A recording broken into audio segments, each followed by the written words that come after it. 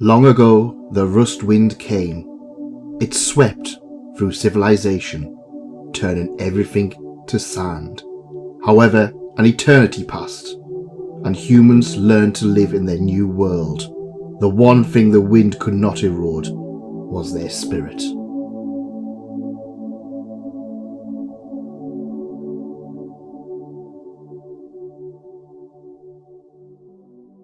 Sabikui Bisco is an interesting title. It's one that a lot of people have really hyped up, and it is so worth checking out. The story is thus. Years ago, a titan came out of nowhere and destroyed all of Tokyo. That titan brought with it the rust, a mysterious wind that turns everything into rust. That's right. People, towns, the express train, all of it turned to rust and then into desert. Years later, people are living their own lives in a post-apocalyptic fashion. And of course, there are the mushroom keepers. People who use mushrooms to try and combat the rust. Now, one of the things that the government have basically said is that it is the mushrooms themselves that are causing all of the rust, not healing them. And so they continue to sell their extraordinarily priced medicines. However, that's going to change as a young man named Bisco continues his journey to find the Rust Eater, a mysterious mushroom that is rumoured to be able to destroy all of the rust. Now, over the years I have read many EL light novels, and a lot of them have the usual fancy element to them. If not, it's usually a sci-fi or something that takes place in the real world. Sabikui Bisco is different because it has its own unique world in that it's a post-apocalyptic one.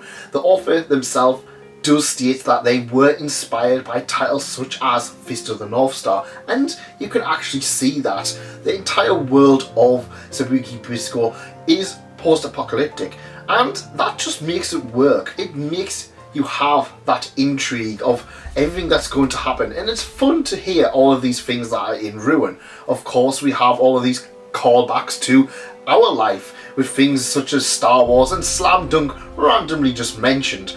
But it makes it work. It makes it feel like this is a post-apocalyptic world in which some remnants of the original world are still there.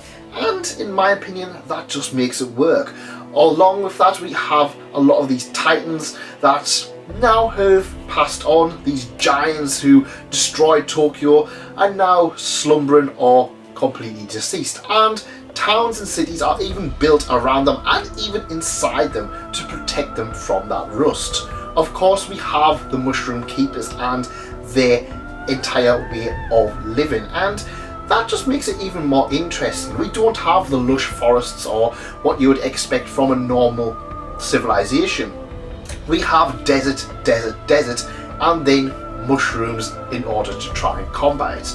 And it is our protagonist, Bisco, who is wanted to find the Rust Eater in order to combat all of this rust and make things more whole again.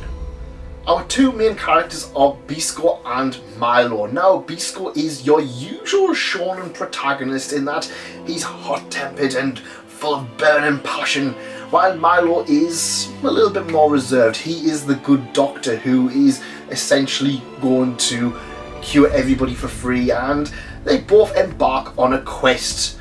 Bisco to, well, find the Rust Eater and save his mentor and father figure, while Milo is also trying to save his sister who is afflicted with the rust. And I really enjoy the dynamic between these two characters. In fact, it feels very similar to other titles such as Premiere and Tiger and Bunny. That's right. So, you male/male fangirls, fanboys, you're gonna have a lot of great mileage with this particular title. And it really works. It really is a breath of fresh air to have this dynamic between them. And it just feels so right. It feels like Milo especially goes on a huge character development through this first book. In fact, it's an interesting one in that basically all of this first book could be a standalone thing, which makes me believe that all of season 1 of the anime is just going to cover the first book, which in my opinion works rather well.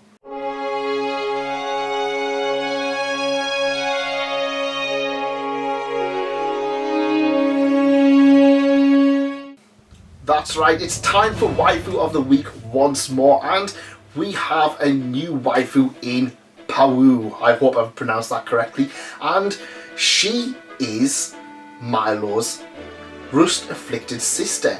Now, what you tend to find in a lot of series is, well, these illness-stricken sisters are usually bedridden and they don't really get to do much. However, fortunately for us, Pau is not quite bedridden.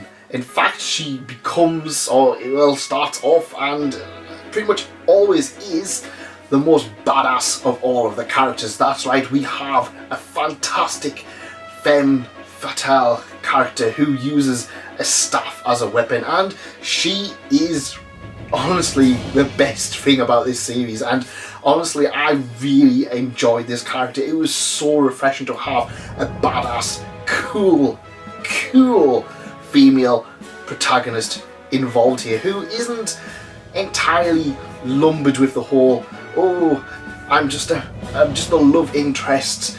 No, in fact, one of the jokes that constantly goes on is that she probably should be the love interest, but no, Bisco has eyes for somebody else, and I just wanted to kind of really highlight that because that allows her to stand on her own 2 feet. Now, she does fall into a few trappings that we would tend to see, in that she does sometimes become the whole damsel in distress. In fact, there was one little bit of the series where I was a little bit off-put because she kind of got saved, then she was in trouble, then she got saved again, all within about 20 pages, and I kind of felt that the series picked up a little bit at that point.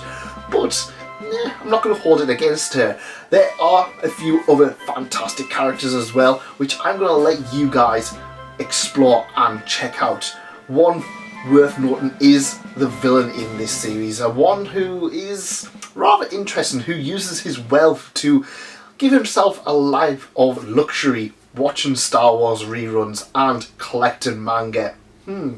Interesting choice for a villain there. Usually that would be the protagonist, but it really works, and the villain themselves ends up becoming one of those characters that you just really want the protagonist just to punch in the face. Bisco is one of those titles that honestly I just fell in love with within the first 100 pages. The world was incredibly well set out, and we had a great motive. We had some fantastic characters, but on top of that, we have a lot of really good action scenes. Now, some of the things I haven't really touched on is, well, the nature of the world itself. Obviously, we know it's destroyed, but we have battles atop a giant crab. We have hippos with machine guns. We have what are the most weirdest creations I've seen in a series in a long time. One that actually made me really nostalgic for a recent series in Shonen Jump that ended called Red Hood. I don't know why, I just got a huge memory of that series, and it made it all the more better. We get a lot of really fantastic over-the-top action scenes, and there are a lot of twists that just keep on coming. And I can't praise this enough. If you enjoy your over-the-top ridiculous shonen series, you're probably going to have a really good time with Bisco. And for that, I'm going to wholeheartedly recommend it to you guys to check it out. Everybody else I've known who's read this really hyped it up, to even the fact that people who don't really read light novels were super hyped for this one to be released.